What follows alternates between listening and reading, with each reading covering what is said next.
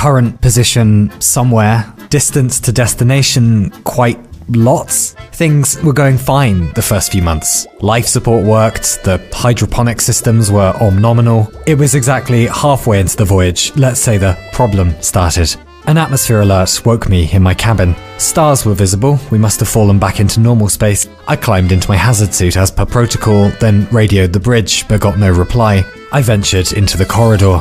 A few academics were discussing something in a huddle. "What's this all about?" I said. "A question humans have been asking for millennia," replied a philosopher. "No," I said. "What's happening to the ship? There was an alarm. You should be wearing your hazard suits." A political scientist said, "Should is a moral prescription, and you have not yet justified your authority." Had they been drinking? No, they stood up fine. "We should all go to the infirmary to get checked out," I said. They followed me, but one straggler remained behind by the airlock, an astronomer. "This way, please," I said. "It's so big out there," he murmured, staring through the porthole. "The main drive must have shut down," I said. "Let's go to the infirmary, yes?" "What if those stars are just a projection?" he murmured. "They're not," I said. "Or a hologram, or some classified technology we don't even know about yet." "Space," I said. "What if space is a hologram?" "Can you prove it isn't?" he asked. "No." "Could anyone?" "Yes." "Further empirical investigation is needed," he declared. "Sure," I said. "Take a stroll outside and see if that's empirical enough for you." He got into the airlock and depressurized it before I could stop him. His frozen body floated past the port window. I stared in horror for a while at his petrified dead eyes. Then the philosopher said cheerily, "What if that was a hologram too?" "Possible," the biologist agreed. "Let's run the experiment again and check for anomalies." "What the I said. "Something is very wrong and you all need to come with me to the infirmary." "And who are you, the captain, huh?" one said. "No," I said. "Why would I be the—" "Yeah, why not? I'm the captain." They exchanged a confused glance, looked me up and down, then began saluting with sincere gushings of, "Sir, it's such an honor to meet you." The infirmary was bedlam, crew and academics swinging from lampshades, disassembling medical machines with hammers. I found the chief surgeon. Thankfully, she was wearing a hazard suit. "Something is wrong with the crew," I said. "Don't I know it," she replied. "I found these three in the corridor," I said. "There were 4 originally, but yeah. I've never seen hysteria like this. Could they be hypoxic?" "Oxygen is normal," she said. "It's not hypoxia. I'll examine them." I brought the biologist to her. She helped him onto a table and shone a light into his eyes. "Reflexes normal," she said. "Pulse is good. Nurse, fetch some bananas." She peeled one and fed it to the biologist, then handed me the bunch. "1 in the morning, 1 in the evening, he'll be fine." "Potassium deficiency?" I said. "Oh no, he's hungry." "He's not hungry, I just watched one of them space themselves out the goddamn airlock." It was then that I noticed the left glove of her hazard suit was missing. "Look," I said, "I really don't want to be rude, but you've clearly been exposed to whatever this is. A contagion or an ammonia leak or something." "A contagion," she said. "I think so." A dim flicker of sense seemed to pass over her face. She nodded and said gravely, "We'll switch to emergency protocols." "Perfect," I said. "What do I do?" "Go to the galley." "Yes," I said. "Find the main pantry." "Yes," I said. "Fetch as many bananas as possible," and back into the corridor, and the situation was degenerating further. Full-on fistfights breaking out now. Another frozen corpse passed the starboard window. The radio room was signposted, the door open. Inside, a technician was listening intently to something on headphones. "And how are you feeling?" I said. "Oh, I'm fine," he replied. He offered me the headphones and added with a terrified stare, "But there are tiny people trapped in here." I grabbed a headset. The radio frequencies were anarchy, or static or yelling. A man at the X-ray center reported some kind of solid white parasite had infiltrated his body and he was doing his best to remove it. "That's your skeleton," I said. "My skeleton," he whispered. "Skeleton," I said. "Ella, there's no ing. Just stay there. Hopefully I can—" The wail of an axle grinder rang out, followed by screaming. Then the line went dead. Someone banged on the door. I opened it to a gaggle of archivists. They stared in open horror at my hazard suit. "Are you an extraterrestrial?" one demanded. "Sure, yeah," I said. "My name is Zorbalon, and I am most displeased with your behavior of late. Do any of you have the emergency frequency code?" Someone produced a piece of card with a shaking hand. "Thanks, be good to each other," I said, and resealed the door. The emergency frequency was just static. I strongly considered spacing myself. At last, incredibly, a distant voice came on and said, "Is someone there?" "Yes," I said. "Who's that?" "The narrativist. I'm on the bridge." Narrativist, I thought. That wasn't the profession on the crew roster. "Are you wearing a hazard suit?" I asked. "No, the bridge is on a separate ventilation system. No one was affected here." "Thank God." "Listen," he said, "most of the bulkheads are emergency sealed, but you're at comms, right? That's not too far from ventilation. We can fix this." "What do I do?" I said. Is there a portable radio? I found one in the desk. Good, he said. Tune it to this frequency. I'll guide you. It won't take long. I unsealed the door again to 50 or so bowing crew now. Zorbalon, they cried. We've been good to each other. What is your next decree? Crunchy peanut butter is best, I said. Under no circumstances tolerate people who fecklessly mispronounce words. There's no ing in skeleton, no x in espresso. God's willy. They bowed lower and muttered holy chants amongst themselves. What's going on there? The man who called himself the narrativist said over the radio. It's fine. Straight down the hall then. We need the antidote first. Deck 5 and a pack of anthropologists were stripping down to their underwear and brandishing curtain poles. Excuse me, I said. What the hell is this? We demand the absolute abolition of technology, one said. This craft, its machinations, they are anti-human. This craft is the only thing keeping us alive, I said. Can you all just stay calm until I give you the antidote to all this? They screamed and raised their curtain poles. I fled. In the next corridor, a few mathematicians were climbing into mech suits. What do you think you're doing? The anthropologists have gone mad, one mathematician said. We can't have backwards ideologies infiltrating the pantheon of reason. No, it's fine, I said. It's just group hysteria. I'll fix it. And then what? She said. What if the ideas take hold? What if reason collapses entirely? Do you think killing people in the name of reason is a reasonable thing to do? I said. Primitivist heretic, she cried. They came after me too. What is this? I asked my disembodied friend on the radio. Worse than you know. What's your security clearance? Janitor level, I said. What? I mean, I'm a janitor, so if you know any secrets about window cleaner, I'll keep those real good for you. He was silent a moment, then said, This isn't just a colonist ship. You don't say. It's a pacification mission. The colony world we're bound for, they've been making rebellious noises for years now. The governance thought it was time to put them in their place before a proper uprising happened. A corporal stepped out from the corridor and pointed a dagger in my direction. Have you made your bed? He screamed. Yes, I said. Have you cleaned your boots? Have you sworn allegiance to your respective sovereign territory? 10 times before breakfast, I assured him. He examined my dirty shoes, yelled, Liar! And came at me with the dagger. We played cat and mouse for a while through the CO2 filters, and I threw him off eventually. It's the logothesia, said the narrativist. The logo what? It must have gotten into the ventilation system somehow. The latest in psychological warfare. It's an airborne nanoagent. Doesn't damage the combatant, no memory loss. But, I said, but it resets their narrative frame to 0. Narrative frame? Belief structure. Then it's not working. Everyone's gone wackadoodle, I said. The gas is working fine. It was just deployed too early. I said, but how is that even a remotely useful weapon? And darkly, suddenly, it hit me. You were going to release this on the colony world when we arrived. Yes, the narrativist said. No fighting, no resistance, just complete worldview collapse. The first few minutes of inhalation are critical. The subject must be provided with a replacement narrative, else they'll invent their own, usually something ridiculous. And inventing a replacement worldview for them is your job, I suppose, I said. Mr. Narrativist. Yes. What was going to be the new narrative for the colonists, I said. Glory to the Empire, keep daft and carry on. Something like that, he said. There's not much time. The bridge and the outer ring of the ship are on a separate ventilation system. But we need to give everyone the antidote just in case. You should be at chemical storage in a moment. Your security code should get you in. Did I mention the janitor part, I said. The computer says all the officers have fled their posts or expired. Other than me, that makes you the highest ranking person aboard. I coded the door. He was right about the sudden promotion. It slid aside. Barrels of lithium and God knows what else were piled to the ceiling. The purple canisters, that's the antidote. We'll flood the whole system with it, restore everyone's baseline ideology, he said. Just 3 canisters should be enough. Wheel them over to the applicator vents. They were wicked heavy, but I rolled them over as he asked. About to feed them into the ventilation system, I said, Where's the captain? Gone mad like the others. It's just you up there. There isn't time for explanations. Is the antidote connected? The ship rocked with a distant explosion. I connected the hose. All done, I said. Now what? Ventilation control is on the bridge. I'll need your retina scan for that, if you wouldn't mind coming up here. What about your clearance? I said. The system needs 2 staff to unlock it. Be quick, please.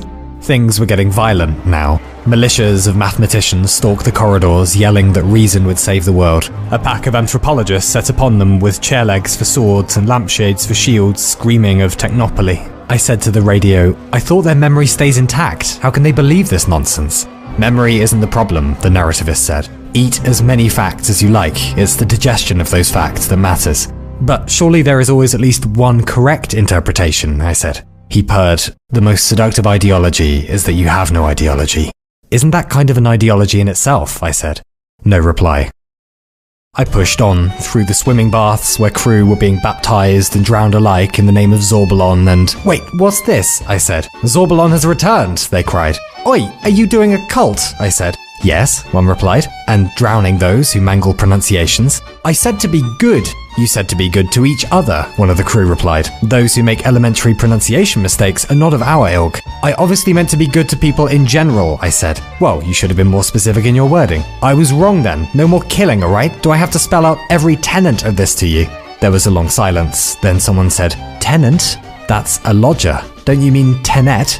Their eyes grew perplexed, then suddenly enraged. No, I said, no, stop that. Clambering from the water, slipping about on the tiles, they came after me. I raced out into the main atrium. The door to the bridge was blocked by berserk academics, chalk and curtain poles flying. The Zorbalonians joined the battle, fighting only with bare hands and dictionaries. Is there another way to the bridge? I yelled into the radio. Through the narrativist quarters, my friend replied. Down the main stairwell, then left. Manifestos scrawled on bulkheads in blood, iconography everywhere, deathly eddies in a single great sea of faith. Gravity felt weaker suddenly. The centrifuge must be failing. A structural integrity alarm began to ring out, then a critical oxygen level warning. I found the door and it slid aside. Stalked by chalk and chair legs, I raced in. I found myself in a boundless expanse of white mist, of marble, of opulent thrones and paupers' straw beds. Probably just a projection, but a high-resolution one. On golden tables were rotting grapes. On cracked brick walls hung paintings so expensive I'd never even seen those colours and hues before. What is this? I whispered. My quarters, my friend said. Keep your head, or try. I walked in no direction. Forward, if that was forward, passing frozen facsimiles of churches holding mass, robed devotees prostrating before fallen prophets. I passed great mechanisms that shot refulgent beams of light into the heavens, and devotees prostrated before those things too, though they wore white coats and medals about their necks. These are your quarters, I said. Just so, he replied. What I do takes a certain clarity of mind, let's say. I am afforded affordances for that. In the far distance fluttered national sigils and planetary flags, and below them marched armies, marched pilgrimages, marched robots and beggars, all of them bound for some inscrutable point in the distance so bright I couldn't look directly at it. What is all this? I said. Ideologies, he replied. All the ideologies of the empire, of every empire, superstition, scientism, all of it. Why? To do what I do, I must remain objective, he said. And the most seductive ideology is that you have no ideology. Isn't that a kind of ideology in itself? I said again. No. Narrativists are genetically engineered for ideological immunity. We're endeared in no direction, not towards our families, not against our enemies. All mythic systems are equal to us. Absolute objectivity. You believe in nothing, I said. The blind don't see black, they just don't see. I don't believe in nothing, I just don't believe. I'm neurologically incapable of it. Then you use all that objectivity to cook up new narratives, I said, to pacify rebel populations. You and your precious logothesia. Sometimes. That's horrific. Maybe. But we are the horrors the Empire's peace is founded upon. The beggars and robots were distant now, marching at a constant pace. Many fell, perhaps from exhaustion, perhaps from despair, and their brethren trampled atop them, walking always, constantly, towards that great, blinding light. Where are they going? I whispered. To the big better, the narrativist said. To the always better, to that one right thing hidden beneath all the wrong things. God, I said. Maybe, or no God, or a final theory, or the end of all theories. The promise that tomorrow things will hurt less than today. The light called to me, beyond language, beyond reason, towards the place where everything must be better, I hoped, where one could lay down the burden of fearing that this was all as good as it gets, refuge from desperate uncertainty, respite from the always snapping jaws of a world that both didn't care enough and cared too much, delivery from the ancient promises that had never delivered, and I felt my body drawn in its direction, watched my feet begin to trudge towards it. You won't like that, my friend said.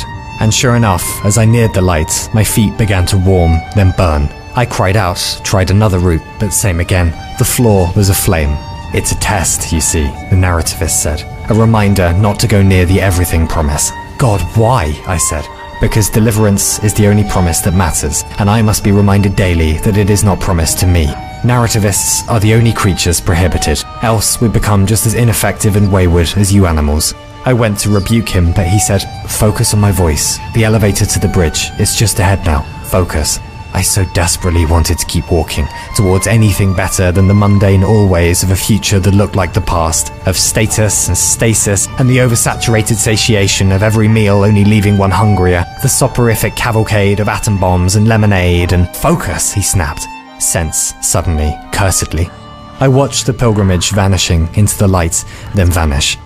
If they had ever existed at all, they were gone now. The elevator was just ahead. It span up, and there, in its glittering majesty, was the bridge. A bald man of indeterminate age was sat in a captain's chair, looking out on the stars. "How do you do?" he said, with the voice of my friend. "You can take your hazard suit off now. I think I'll keep it on for a while, just in case." "As you like," he said. His face betrayed no emotion, elated as a rock, his eyes watching the galaxies in perfect indifference of their grandeur. The oxygen alarm began to grow more urgent. I glanced at the system status. "Why is the main computer disabled?" I said. "It controls life support." "Safety measure," he replied. "Your retinal print, please." I looked into the scanner. It seemed to accept my eyes. "Doesn't the system need your retina too?" I said. He ignored this, only bowed deeply in gratitude. Distant fans began to whir as the bridge filled with fogs of gas. "There," he said. "The nanoagent should be making its way across the entire ship now." "The antidote, you mean?" I corrected. "Antidote," he said, academically. From the Greek didonie, to give, and anti, against. Literally, to give against. "Okay," I said. "What is this antidote giving against, though, do you imagine?" I said. Through the bridge door, I saw the great armies still fighting, beating one another into submission. "Will they stop that soon?" "If we give them a reason to," the narrativist replied. "Okay." The oxygen alarm blared louder. "In any case, we need to turn the main computer back on now, otherwise we'll suffocate." He took another large breath, sighed favorably, then murmured, "When I was young, my mother told me that the stars were angels' eyes watching over us." "Yeah, but they're not," I said. "Turn the main computer back on, please." "When I was young, my father told me the oceans were the tears of gods, tears they cried upon seeing how beautiful their worlds were." "Maybe," I said, "it might all just be water, about the computer." But when I looked, there was no magic to be found. The world was but blueprints and protons and mud. What a thing. Prohibited from belief. He took another gulp of air and looked terribly satisfied. "But I see it now, or I believe that I believe I do. To look upon the cosmic eyes that watch, to staunch the cosmic tears that fall." The armies only grew more incensed in their fighting. The oxygen alarm began to ring desperately. "There never was an antidote," I said, realizing now. "It depends what you consider an antidote," he replied. "And now the logothesia is everywhere, and you're breathing it too. Why?" "They locked me out of ventilation control halfway through the procedure. How lucky then that I found you." "You're out of your mind," I said. "A matter of perspective. Some things are beyond perspective." "Nothing is," he said. "Walk left of here 400 years and you'll reach a planet where the inhabitants worship a bronze centaur, forever pacified by the thought of his return, and they are happy for that. Walk right of here 700 years and you'll reach a planet where the inhabitants only worship themselves, cities of mirrors they can barely tear themselves from, and there's no time for war or uprising, and they are happy for that. I did these things, manufactured a stillness of their hearts, but a torture accompanied it, a stillness that I could not believe, as an author barred from reading his own work. It was too much, their stupid smiling faces, their opiate bliss. It's a wonder you don't all go mad from joy with the narrative tricks you play on yourselves." "My God," I said, "you wanted to know what belief is, and you've sabotaged the entire voyage for that." "This is a new voyage," he said. "We're going inwards." "Not without oxygen," I said. "Not if the ship is in bits. You know belief ends where data begin, right?" "That was the old way," he said. "We're going to try a new one." "No," I said. "The crew didn't agree to this. Daydreams of grandeur won't do it." And he said, "But isn't beauty truth and truth beauty?" And I said, "Nothing pretty about cow shit, but that's real too." And he said, "6 blind men only know one part of the elephant." And I said, "But there is still an elephant." And he said, "Half a truth is often a great lie." And I said, "Yeah, and sometimes it isn't." And he said, "But surely there's more truth in deception than faithful tellings could ever muster." And I said, "No, and I don't even think that's a quote. Some stuff is real, otherwise it's just lying. Oxygen is real, as is how we're running out of it now. Your belief that isn't happening will do very little to change that. Give me control of the damn computer or we'll suffocate inside of an hour." He ignored this completely, said, "You're wrong." Belief is the foundation of reality. No, I said. Reality is that which, when you stop believing in it, doesn't go away. And do you believe that? He asked. Of course. Ah, then you do start with belief. Oh God, this is pointless, I said. You'll say anything to be right. And he said, what if humans don't need oxygen at all? That we're smarter and purer for breathing nothing? I can't argue with you if you aren't even willing to concede the most basic facts about reality. Why would I lie about this? Who do you think I'm working for? Big Oxygen. I'm begging you to come back to truth, lest you break the world for all of us. And he said, truth is what your contemporaries let you get away with. And I said, but I'll bet none of them deny the existence of gravity. There are facts. And he said, facts? The devil can cite studies for his purpose. And I said, then I guess the devil has basic scientific literacy. You're just a misanthrope with a thesaurus. I'm sorry you're having some kind of megalomaniacal personal crisis, but don't drag us all into it. We're alone in space. We only have each other. If we don't do something, you're gonna kill us all. And then there'll be no one left to believe in anything. Believe that, at least. He reached for the bridge console. Our bearing began to change, the stars swiveling. What are you doing? The stars settled again, our new course set. We were pointed into a patch of boundless black. He started prodding at the pseudo-space controls. There's nothing out there, I said. Not for thousands of light years ahead. Where are we going? Beyond, he said. There's enough logothesia on board for a whole planet. We'll use as much as we need, and each day we'll breathe it in and start our beliefs anew. The pseudo-space generator began to come to life, sending a shudder through the hull, beginning our acceleration. I said, please don't be a child. We all live here, and we're almost out of time. Time, he said. On Monday, we'll believe in dragons. On Tuesday, we'll decry superstition. Wednesday, we'll assert the purity of love. Thursday, the catharsis of hate. On Friday, we'll believe in everything. Saturday, nothing. And on Sunday, we'll rest. Too fast then, approaching hypergeometry. The struts began to buckle, portholes began to crack, trembling with blueprints pushed well beyond their limits by an incompetent pilot. And above, the blinking warning lights of the control panels, of the wailing of danger sirens. There, the narrativist floated, his nose pushed to the glass of the bridge, waiting for that great beyond, whether invented or discovered. You've killed us all, I said. And like the incompetent scorpion on the frog's back, you're drowned too. The acceleration was becoming too much, the crush of G-forces pushing blood from the brain and sense from the senses as we approached oblivion. And there, on the floor, below the fog of befuddling gas, before the promise of coming death, I lay down in defeat, for there was nothing left to do. And then there was only nothing.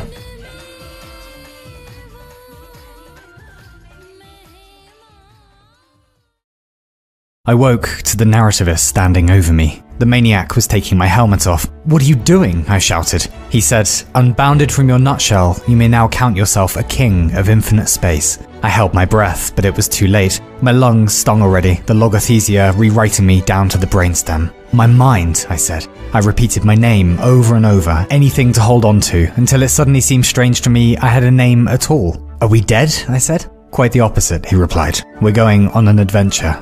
The bridge door was open. The narrativist beckoned ahead. It's not safe out there, I said. Isn't it? What do you see? Anarchy, hate, death, I said. I think you're wrong. I see a grand party in our honor. And slowly, I began to see it too. He led me into the corridor. The chromium panels of the ship were gone, replaced with curtains and drapes, elegant and opulent. Is this real? I said. Is anything? But the oxygen, I said weakly. Oxygen levels vary naturally, he said. But I feel like they're about to vary really badly. Isn't that a fact? We're going beyond oxygen, beyond facts. All your life, you've been tyrannized by so-called facts. But I ask you, what if the world were as we wish it to be? What if red was blue and 5 was 2 plus 2? What if those aren't fights amongst the crew but dances? What if all the oxygen is evacuated from the ship and we find we've been lied to our entire lives by the powers that be, and that brains actually function better without air, like a brave fish out of water, or Samson finding he is only stronger without his hair? What if that terrible shuddering is not the miscalibrated pseudo-space generator about to explode as we jump to pseudo-space, but an orchestra tuning up for the greatest symphony ever played, and you and I find ourselves the guests of honor there? The stars began to dissolve, everything fading to diaphanous hypergeometry as pseudospace embraced us. Our course poorly set, but perhaps none of that mattered now. And my friend said, what if we were never on a voyage, but instead attending a great and grand ball of infinite plenty? What if we can eternally play make-believe, thereby delaying the end of the world, if we only believe hard enough that the world isn't ending? What if you and I are destined to ride in unfettered bespoke figure eights, upon noble beasts on limitless beaches, pushed softly on by the wind of the truths we create?